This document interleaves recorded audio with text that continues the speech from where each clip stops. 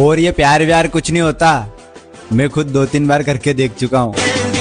वाह पिलक्कर महाराज वाह, हमको पता है तुम अपना बिल का सील पहले तुड़वा चुकी हो, इसीलिए तुमको ज्यादा एक्सपीरियंस है, हमको सब समझ रहे हो। अगला एपिसोड। अब ना पटे कोई लड़कियां लुगाई तो दबा के मुट्ठी मारो मेरे भाई।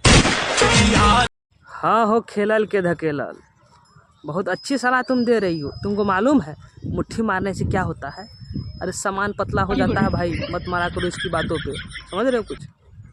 समझ रहे हो आप, समझ रहे हो ना। अगला एपिसोड। हमारी पसंद बहुत मिलती है यार, मुझे डॉगी पसंद है और उसे डॉगी स्टाइल।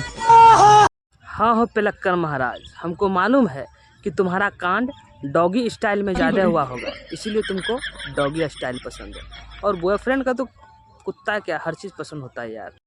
बात तो सही है।